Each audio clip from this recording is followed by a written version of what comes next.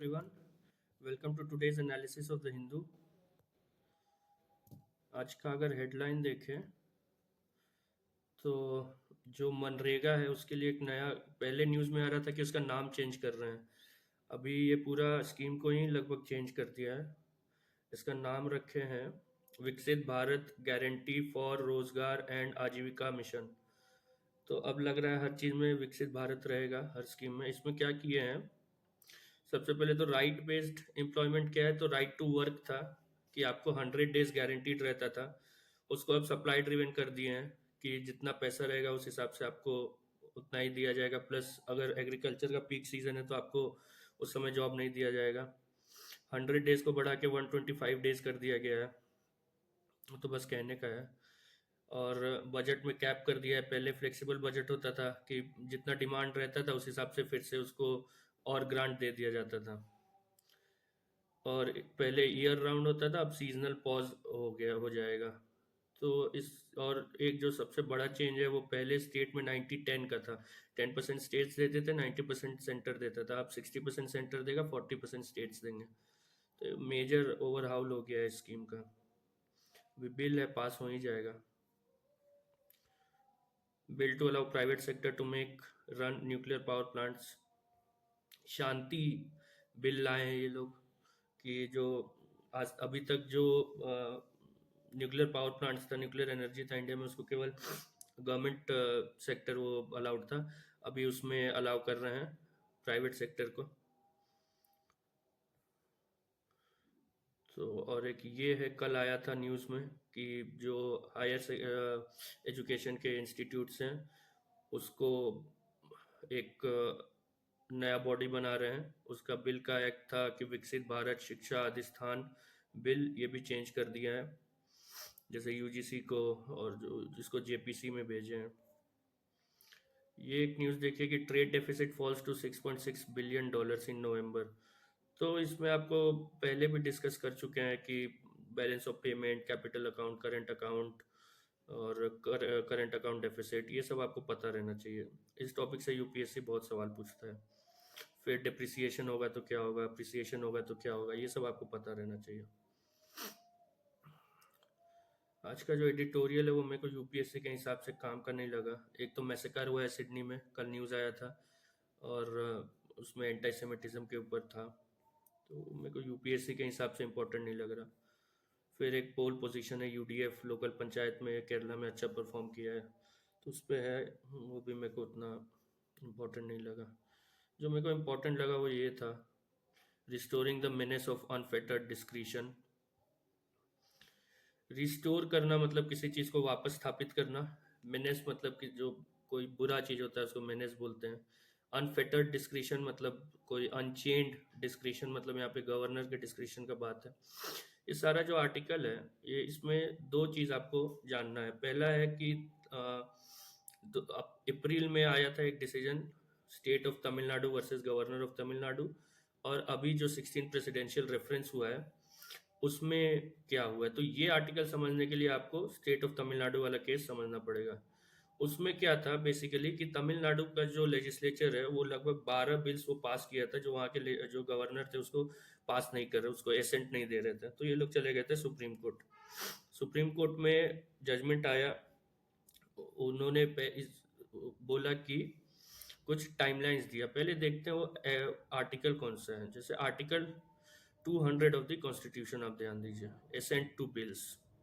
इसमें क्या बोलता है कि when a bill has been passed by the legislative assembly of a state, और in case of a state having a legislative council has been passed by both houses of the legislature of the state, मतलब या तो legislative assembly या दोनों house, as the case में be, it shall be presented to the governor, and the governor shall declare either that he assents to the bill, or that he withholds assent therefrom, or that he reserves the bill for the consideration of the president। मतलब जब उसको bill मिलेगा state legislature से पास होने के बाद, तो उसके पास तीन ऑप्शन है, या तो वो एसेंट दे सकते हैं, या वो एसेंट को विदहोल्ड कर सकते हैं, या वो राष्ट्रपति के लिए रिजर्व कर सकते हैं। अब आगे क्या लिखा है, provided that the governor may, as soon as possible after the presentation to him of the bill for assent, return the bill if it is not a money bill। money bill को return नहीं किया जाता है।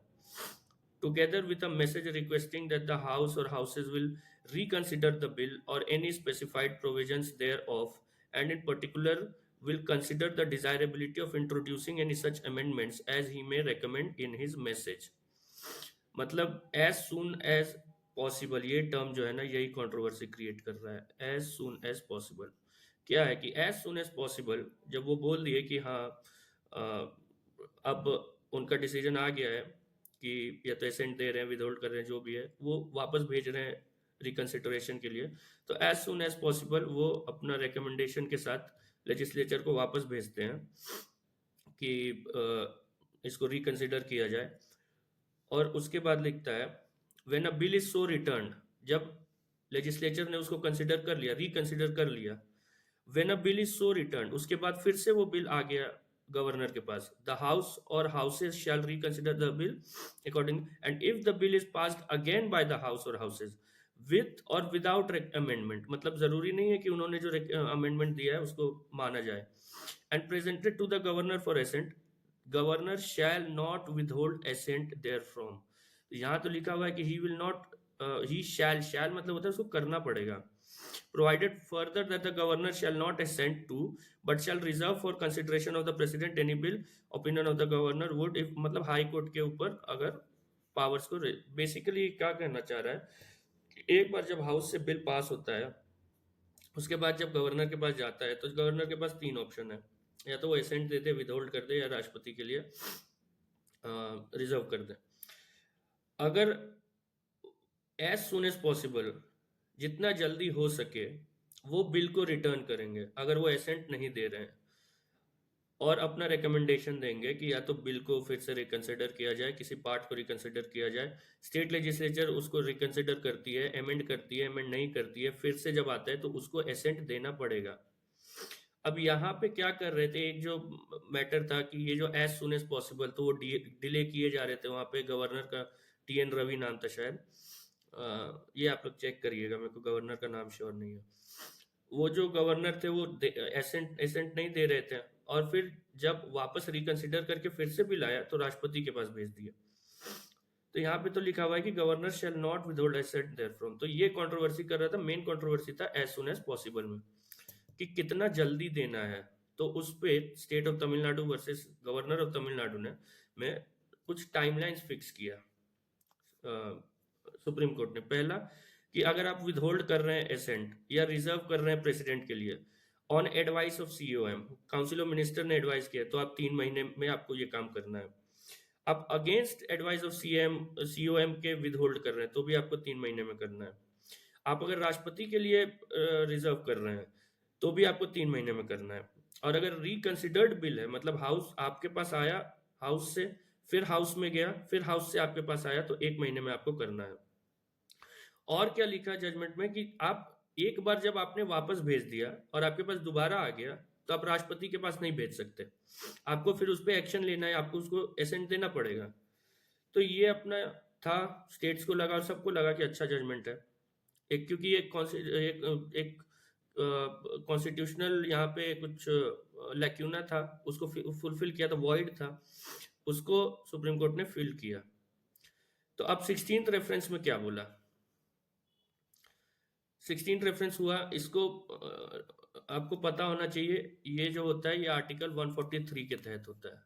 ये ना राष्ट्रपति पे binding होता है ना सुप्रीम कोर्ट पे बाइंडिंग होता है कि आप दो एडवाइस, अनलेस कि प्री कॉन्स्टिट्यूशनल कोई लॉ या सनद है। अब इसमें 16th रेफरेंस में क्या बोला कि judicially impose timelines on the governor had no constitutional basis. अब बोल रहे हैं कि जो कॉन्स्टिट्यूशन में कहीं नहीं लिखा हुआ है कि टाइमलाइन हो, तो एज सुन एज पॉसिबल मतलब it does not define in timeline. तो जो उसका मेन चीज था, ये जो टाइमलाइंस को दिए थे उसको नलीफाई कर दिया। उसके बाद बोल रहे हैं कि डीम्ड एसेंट, अब उस समय क्या हुआ कि आर्टिकल 142 का यूज करते हुए सुप्रीम कोर्ट ने जितने भी बिल्स थे उसको एसेंट दे दिया कि आपने इतने दिन में नहीं किया तो हम मान रहे हैं कि आपकी खामोशी को हम लोग एसेंट मान रहे हैं और उसको एसेंट दे रहे हैं। तो फिर इसमें बोला कि नहीं, ये जो डीम्ड एसेंट है ना ये कॉन्स्टिट्यूशन के खिलाफ है। फिर बोला कि डिस्क्रिशनरी पावर जो है गवर्नर का और प्रेसिडेंट का with regard to bills, they can accommodate delays in assenting bills, मतलब डिले चलता है भाई, अगर डिले हो रहा है तो ठीक है, कोई बात नहीं। उसके बाद है कि गवर्नर कैन रिजर्व, ये नहीं होगा, reconsidered bill for president's approval, मतलब अगर आपके पास आता है वापस और आप राष्ट्रपति के पास के लिए रिजर्व कर सकते हो। तो इससे होगा क्या कि जो इलेक्टेड लेजिस्लेचर है उसका पावर तो आप कर्टेल कर देना, वो बिल पे बिल पास करते जाएंगे। फॉर एग्जांपल कुछ भी उनको नया स्कीम लाना है, कुछ भी करना है, वो गवर्नर उस पर बैठे रहेंगे कि हम नहीं करेंगे, हम एसेंट देंगे ही नहीं। फिर अगर उनका मूड हुआ तो हो सकता है रिकंसिडरेशन के लिए भेज दे, वापस आए तो राष्ट्रपति के पास भेज दे। राष्ट्रपति के पास जब बिल जाता है तब क्या होता है वो देखते हैं। देखिए क्या लिखता है, ये आर्टिकल 201 है कि when a bill is reserved by a governor for consideration of the president shall declare either that he assents to the bill or he withholds assent therefrom, provided that where the bill is not a money bill, ये ध्यान रखिएगा, money bill को return नहीं किया जाता है।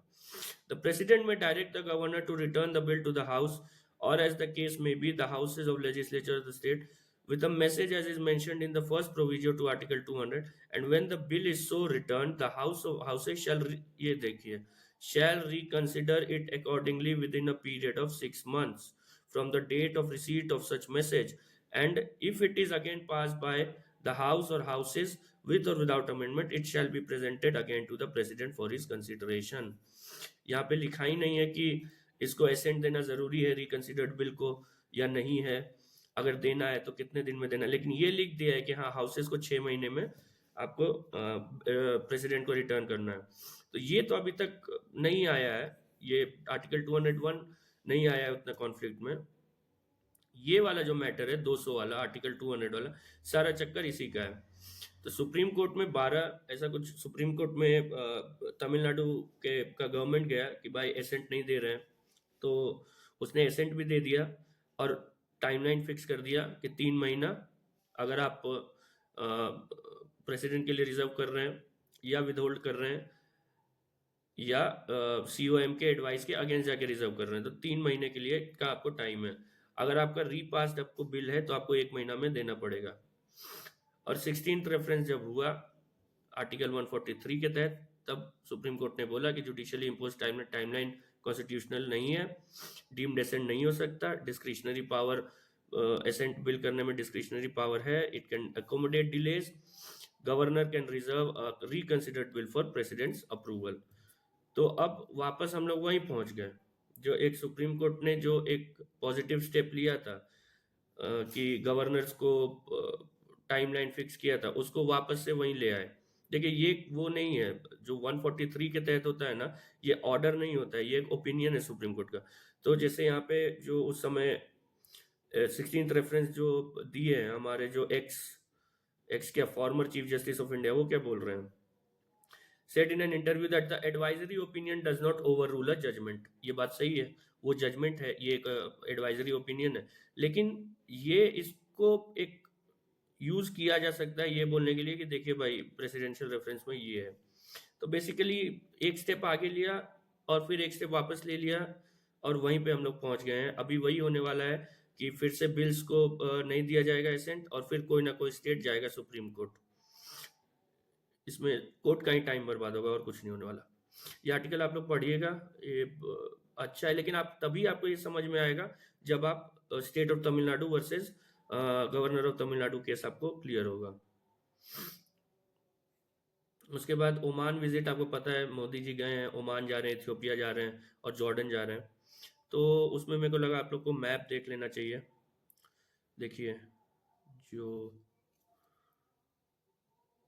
Jordan यहाँ पे है, ध्यान रखिएगा इसका मेडिटेरेनियन से बॉर्डर नहीं है इसका, लेकिन किसी मैप में दिखाता है कि रेड सी से बॉर्डर है, किसी में दिखाता है नहीं है, इसमें हम कंफर्म नहीं कर रहे हैं।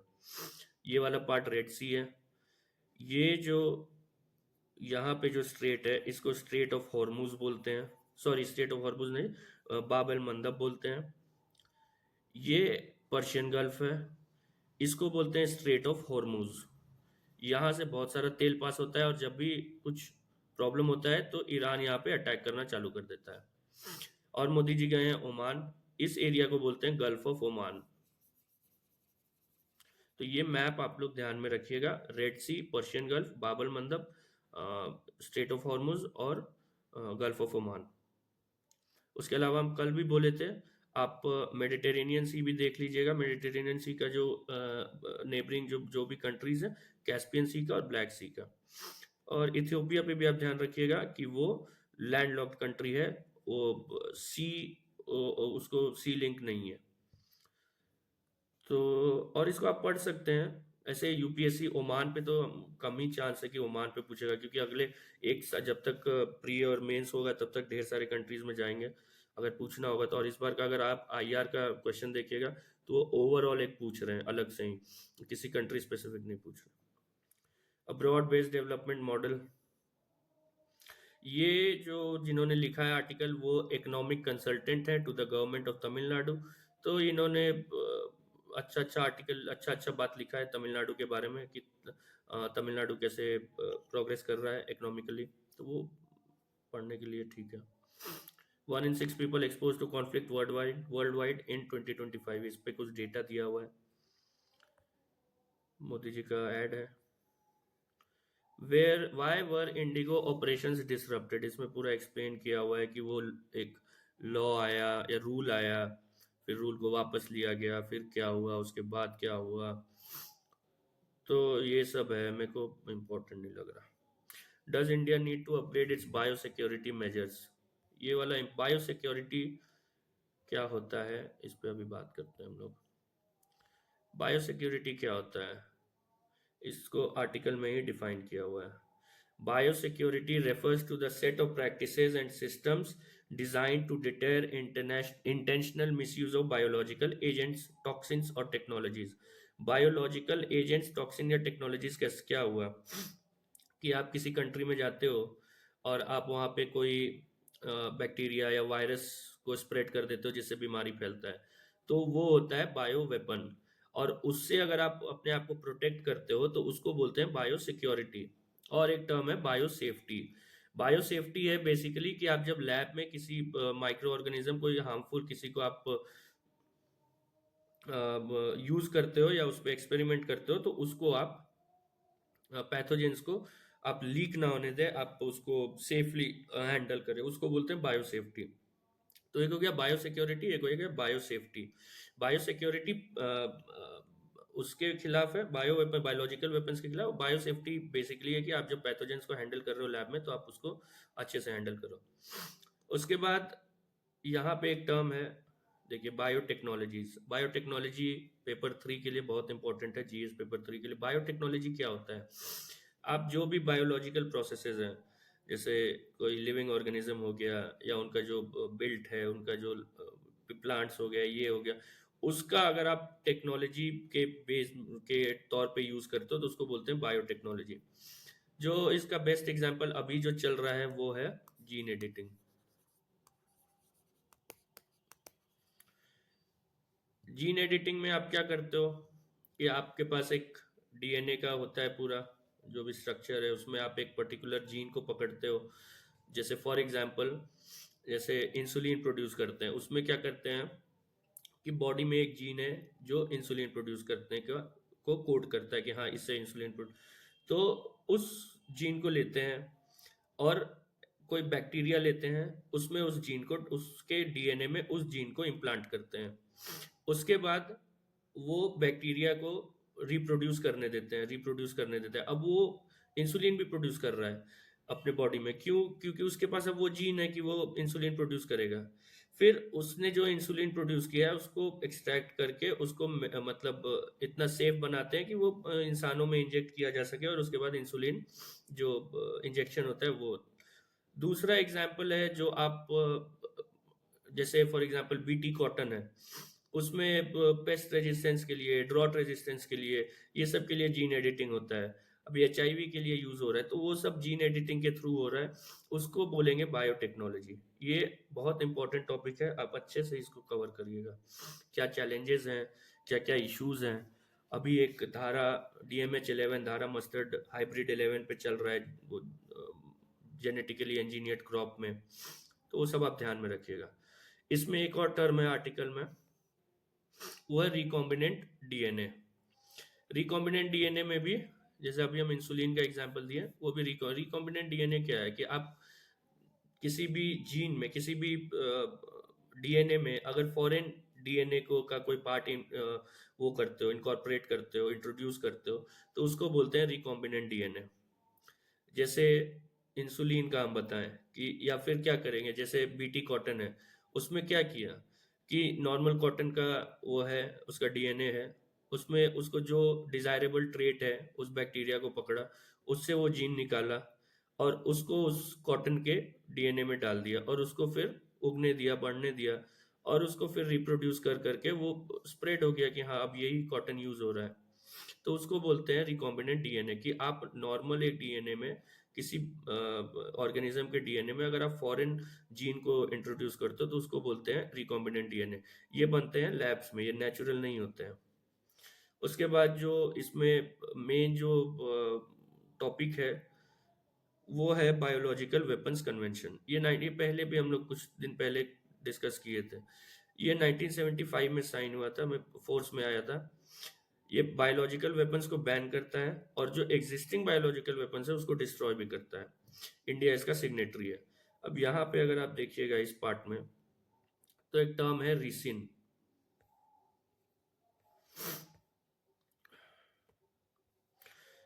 तो ये बोल रहे हैं कि इससे टेरर अटैक में इसको यूज किया जा रहा है, जो करने का ट्राई किया जा रहा है। तो ये टर्म आप न्यूज में, आप दिमाग में रख सकते हो, कहीं नोट डाउन कर सकते हो कि रिसिन क्या है। उसके अलावा आपको यहाँ पे ढेर सारे लॉज और ये सब मिलेगा, जैसे national centre for disease control, department of animal husbandry and dairying, plant quarantine organisation of India, India's biosafety biosecurity laws, environmental protection. ये सब ठीक है, और लॉ में आपको डिटेल में नहीं जाना है। यहाँ पे जो एक लॉ जो आपको डिटेल में पता होना चाहिए अच्छे से, वो है एनवायरमेंट प्रोटेक्शन एक्ट 1986। क्योंकि एनवायरमेंट के लिए, प्रॉपर एनवायरमेंट के लिए, वाइल्ड लाइफ का बात नहीं कर रहे हैं, एनवायरमेंट के लिए यही एक लॉ है। जितने भी कल हम लोग डिस्कस किए थे, जितना सारा वेस्ट का मैनेजमेंट रूल्स, सब इसी के अंडर नोटिफाई हुए हैं। फिर ये इकोनॉमिक्स में नोबेल प्राइज मिला है। ये बेसिकली बता रहे हैं, इनका रिसर्च है कि कैसे टेक्नोलॉजी इकोनॉमिक ग्रोथ को मदद करता है। इससे यूपीएससी अगर पूछेगा तो वन वर्ड एसोसिएशन पूछेगा। उतना आप इस आर्टिकल को पढ़िएगा तो आपको समझ में आ ही जाएगा कि उनका मेन आर्गुमेंट क्या है। उससे ज़्यादा यूपीएससी पूछने वाला नहीं है। Supreme court concern about roads turning dead traps in winter. 8 arrested in Bihar over mob lynching. Rajkumar Goyal takes होता है सीआईसी, आपको सीआईसी के बारे में आप देख लीजिएगा। Encounter begins in Udhampur, Udhampur में एनकाउंटर चल रहा है। मोदी जी पहुंच गए Jordan. ED request statement of former reserve bank. Shanti bill, foreign sector to make run nuclear plants. इसमें आपको पता रहना चाहिए कुछ जो पहले भी हम लोग डिस्कस कर चुके हैं। इसमें आपको जो 3 stage nuclear, 3 stage nuclear program, उसके अलावा fission and fusion reaction. Fission क्या होता है, जब आप एक एटम को, एक हेवी एटम को 2 लाइट एटम्स में तोड़ते हो, जो आज के न्यूक्लियर पावर प्लांट्स में हो रहा है। इसमें अगर आप कंट्रोल्ड वे में करोगे तो आपको इलेक्ट्रिसिटी प्रोड्यूस होगा, अगर आप अनकंट्रोल्ड वे में कर दोगे तो आपको बॉम्ब बन जाएगा। फ्यूजन क्या होता है, जब आप 2 लाइटर न्यूक्लियाई को कंबाइन करते हो, को मर्ज करते हो। तो इसके लिए भी काम चल रहा है। ये अभी तक, ये सन के कोर में होता है। ये अभी तक वायबल नहीं है, क्योंकि इसके लिए टेम्परेचर बहुत ज़्यादा चाहिए।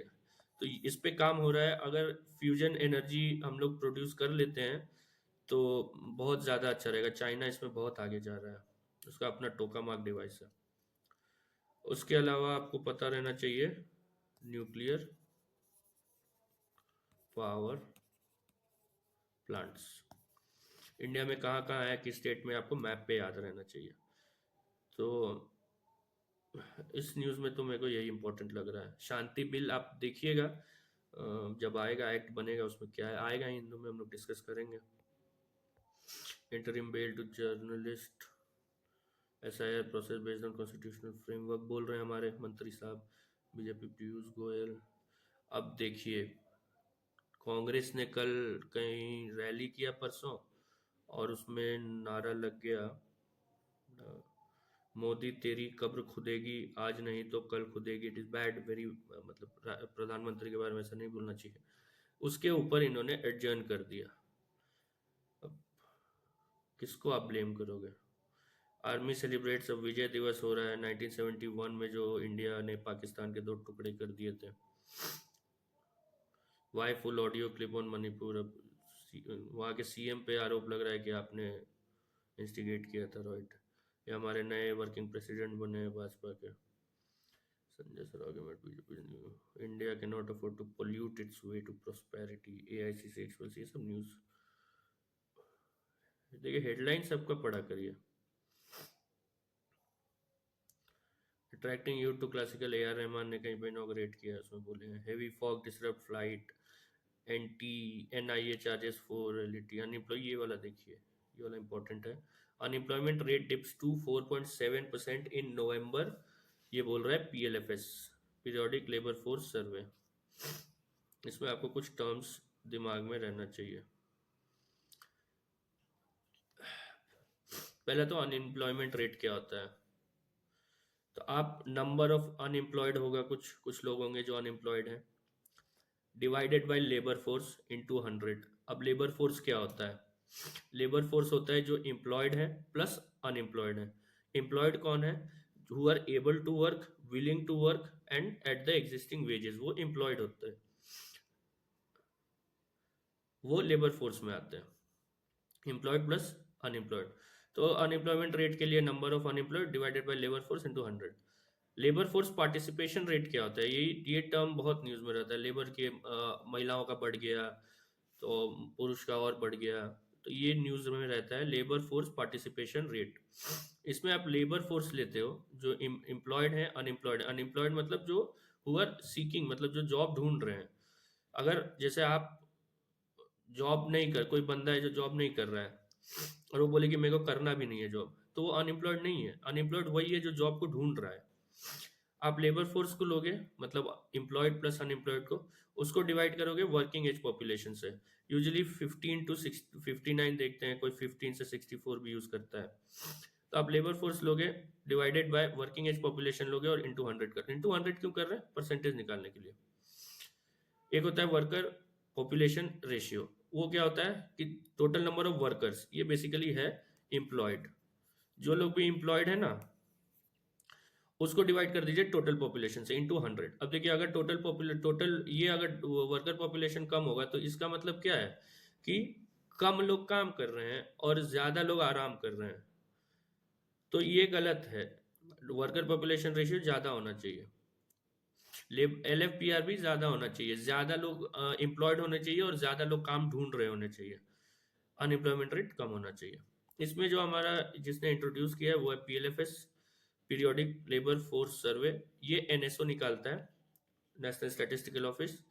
ये 2017 से स्टार्ट हुआ है। इसमें एक टर्म आता है करंट वीकली स्टेटस की। ये नापता कैसे है कि भाई कोई एम्प्लॉयड है कि नहीं? तो वो आपसे पूछेगा कि पिछले 7 दिनों में क्या आपने किसी एक दिन में 1 घंटे भी काम किया है? बोलेगा हाँ मैंने किया है, तो आप एम्प्लॉयड हो। कोई बोलेगा कि आपने पिछले 7 दिन में किसी एक दिन में 1 घंटे भी काम किया है? नहीं मैंने नहीं किया, तो वो बोलेगा आप अनएम्प्लॉयड हो। उसके बाद ये जनवरी 2025 में अपडेट आया था, ये PIB से लिया हुआ है, कि अब ये जो वो मंथली और क्वार्टरली बेसिस पे निकलेगा PLFS। तो ये आप ध्यान में रखिएगा। उस पर एक चीज जो मेरा छूट गया इसमें था, शांति बिल में आप अगर यहाँ पे ध्यान दोगे तो आपको कहीं पे एक मिलेगा स्मॉल मॉड्यूलर रिएक्टर, अभी मेरे को मिल नहीं रहा है। इसमें एक टर्म आएगा 2025 का जो बजट था उसमें स्मॉल मॉड्यूलर रिएक्टर का उसको नाम दिया था भारत मॉड्यूलर रिएक्टर। उसका बहुत चर्चा था। स्मॉल मॉड्यूलर रिएक्टर क्या होता है? जो आपका जो नॉर्मल जो न्यूक्लियर पावर प्लांट होता है ना, आप लैंड एक्वायर करते हो उसके बाद आप सारा कंस्ट्रक्शन मटेरियल लाते हो, उसके बाद आप कंस्ट्रक्ट करते हो। वो लगभग 900 मेगावाट आपको प्रोड्यूस करके देता है। मॉड्यूलर रिएक्टर, मॉड्यूलर आप सुने होंगे, मॉड्यूलर किचन होता है ऐसा। तो मॉड्यूलर रिएक्टर क्या होता है कि आपने इंडस्ट्री, मतलब इंडस्ट्रियल, जहाँ भी इंडस्ट्री आपका जो भी है उसको आप प्रोड्यूस कर दिए हो और आप साइट पे लाके बस असेंबल कर रहे हो, वो लगभग 1/3 होता है। जैसे यहाँ 700 प्लस दिया हुआ है, हम 900 पढ़े थे। लार्ज कन्वेंशनल रिएक्टर में 700 मेगावाट होगा, स्मॉल मॉड्यूलर रिएक्टर में अप टू 300 मेगावाट होगा। और एक इन्होंने माइक्रो रिएक्टर भी बना दिया है, मतलब कॉन्सेप्ट में है, उसमें 10 मेगावाट प्रोड्यूस होगा। तो ये आप ध्यान रखिएगा स्मॉल मॉड्यूलर रिएक्टर क्या होता है।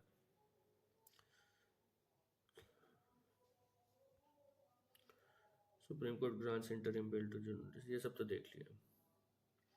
अनएम्प्लॉयमेंट रेट, इंडिया मेक्सिको, अब मेक्सिको ने टैरिफ लगा दिया है। इसमें एक टर्म है मोस्ट फेवर्ड नेशन, उस पर यूपीएससी एक बार पूछ चुका है। बेसिकली ये होता है, डब्ल्यूटीओ के अंडर होता है कि आपने जो भी जो टैरिफ है या जो भी आपने मोस्ट फेवर्ड नेशन को दिया है ना, वही सबको देना होता है। इसको मोस्ट फेवर्ड नेशन बोलते हैं। India US very close to finalising initial framework deal, अभी तक सारी दुनिया का डील हो गया यूएस के साथ, इंडिया का ही नहीं हुआ है। Law maker set to debate 100% FDI in insurance proposal, अब इस पर डिबेट होगा। स्पोर्ट्स है, साइंस में ये एक कहानी टाइप दिया हुआ है कि एक मैडम थी, मतलब बेसिकली क्या हुआ कि वियतनाम वॉर के समय मलेरिया बहुत फैल रहा था और मलेरिया का जो दवा था वो काम नहीं कर रहा था। तो वियतनामीज लोग चाइनीज के पास गए कि हमारी मदद करो। चाइना ने एक प्रोजेक्ट बनाया, उस प्रोजेक्ट का नाम था प्रोजेक्ट 523। तो इन्होंने ये मैडम को ढूंढा, मैडम ने बताया 2UU, इन्होंने बताया कि ये कोई प्लांट है, मतलब एक टेक्स्ट में लिखा हुआ था वो प्लांट का नाम, तो इन्होंने प्लांट को ढूंढा और उससे बना दिया। बाद में उसके खिलाफ भी उसके अगेंस्ट भी वो रेसिस्टेंस पैदा हो गया मलेरिया का, वही है न्यूज़ में। मलेरिया का डब्ल्यूएचओ ने भी एक ड्रग को मंजूरी दिया है, वो आप देख लेना। क्लासेस अप टू ग्रेड 5 को बंद कर दिया, ये देखिए अब ग्रैप जो है वो चल रहा है। सिंगापुर हाई कमीशन से advisory on air pollution, mayor admit, Delhi government issues, Messi event chaos, Calcutta high court hear. अब बताइए, वहाँ मेसी आए, वहाँ तोड़फोड़ हुआ, लॉ एंड ऑर्डर प्रॉब्लम है, हाई कोर्ट में जा रहा है। दे आर लूजिंग बैडली, आप बोल रहे हैं। Centre favouring Adani group, Karnataka got to revive trust case, nothing. आज के लिए election to BMC, Goa form, ये वही अभी तक चल रहा है, दीपथोन वाला एक्ट अगेंस्ट अपोजिशन। ये छत्तीसगढ़, अच्छा उड़ीसा का है, सॉरी। आपको पता होगा एक कंधामाल हल्दी भी होता है, तो जीआई टैग मिला हुआ है। यहाँ पे गांजा का प्रोडक्शन हो रहा है, खेती हो रहा है, तो उसको ये लोग जला रहे हैं security forces. Cows, anti cow slaughter bill को होल्ड पे रख दिया। आउटरेजिंग वुमेन्स मॉडेस्टी, इसमें आपको विशाखा गाइडलाइन पता रहना चाहिए। अच्छा विशाखा एक चीज़ छूट गया, आर्टिकल 142, उस पर भी डिस्कस करते हैं पंचायत। आर्टिकल 42 142 क्या बोलता है कि supreme court can do anything to do complete justice. तो जैसे आपको पता होगा यूनियन कार्बाइड केस था, इसमें कंपनसेशन दे दिया। Sexual harassment at work place में विशाखा गाइडलाइन दे दिया। 142 में यूपीएससी एक सवाल भी पूछ चुका है, तो इसको आप ध्यान में रखिएगा। आज मेरे पास पीवाईक्यू करने का ऐड नहीं कर किए, तो आप लोग इसको पढ़िए, हिंदू को खुद से भी पढ़ा करिए, काम आएगा। और मेरा मेल रहता है डिस्क्रिप्शन में, आप उस पर मेल कर सकते हो अगर कोई डाउट हो, कोई प्रॉब्लम हो। Thank you.